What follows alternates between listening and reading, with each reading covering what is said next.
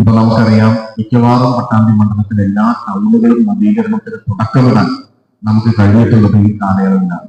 Pattambi town നവീകരണം പല എതിർപ്പുകളും പ്രശ്നങ്ങളൊക്കെ ഉണ്ട്. അതിന്റെ കുറവുകളും കുറ്റങ്ങളും ഒക്കെ ആയിട്ട് പലരും പറയാറുണ്ട്. കോടതി കേസടക്കമുള്ള കാര്യങ്ങൾ ഉണ്ടെങ്കിലും ടൗൺ നവീകരണം നടന്നുകൊണ്ടിരിക്കുകയാണ്. ഓമല്ലൂർ ടൗൺ നവീകരണം നടന്നുകൊണ്ടിരിക്കുകയാണ്. വളയങ്കാവ് ടൗൺ നവീകരണം നടന്നുകൊണ്ടിരിക്കുന്നു. കൊപ്പം ടൗൺ നവീകരണം ആദ്യഘട്ടം പൂർത്തീകരിച്ച് രണ്ടാമത്തെ ഘട്ടത്തിലേക്ക് കടക്കുകയാണ്. തൃത്താലക്കൊപ്പം ടൗൺ നവീകരണത്തിന് ഫണ്ട് വെച്ചു. അങ്ങനെ തുടങ്ങി അതുപോലെ തന്നെ നമ്മുടെ മുതുതല ടൗൺ നവീകരണം അതും നടക്കാൻ പോവുകയാണ്.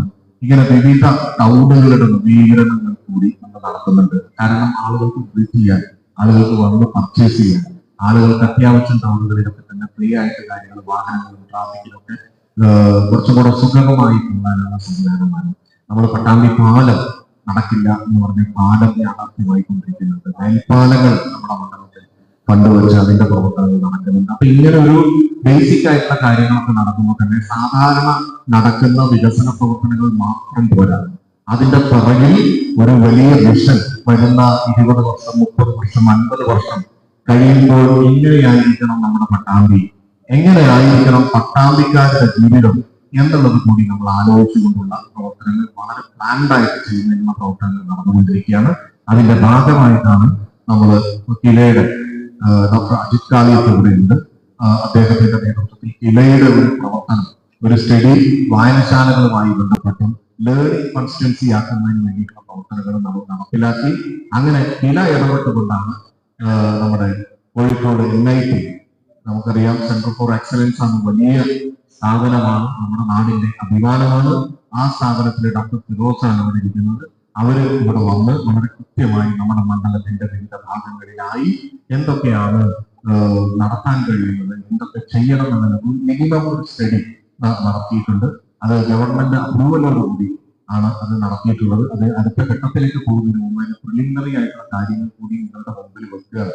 കാരണം തെരഞ്ഞെടുപ്പിന്റെ മുന്നോടിയായിട്ട് നടത്തുന്ന ഒരു പരിപാടിയല്ല ഇത് നേരത്തെ നടത്തിയ സ്റ്റഡികളാണ്.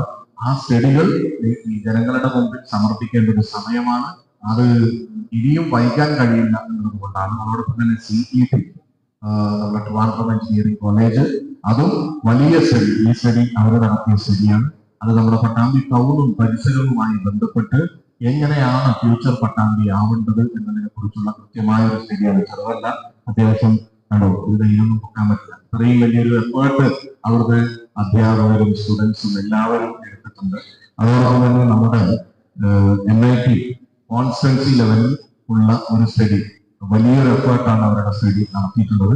അപ്പൊ ഇത് നിങ്ങളുടെ മുമ്പിൽ വെക്കുകയാണ്.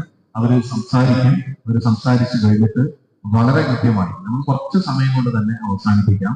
നിങ്ങളുടെ അഭിപ്രായങ്ങൾ, നമുക്ക് ഇനി എങ്ങനെയായിരിക്കണം പട്ടാമ്പി, എവിടെയൊക്കെയാണ് നമുക്ക് കുറവുകളുള്ളത്, അവിടെ എന്തൊക്കെ ചെയ്യാൻ കഴിയും, നമുക്കൊരു 20 വർഷം കഴിയുമ്പോഴേക്കും ഇങ്ങനെയായിരിക്കണം, 5 വർഷം കൊണ്ട് ഇങ്ങനെയായിരിക്കണം എന്ന് പറയുന്ന നിങ്ങളുടെ സ്വപ്നങ്ങൾ കൂടി അത് പറഞ്ഞു കഴിഞ്ഞാൽ നമുക്ക് യാഥാർത്ഥ്യമാക്കാൻ ശ്രമിക്കാം.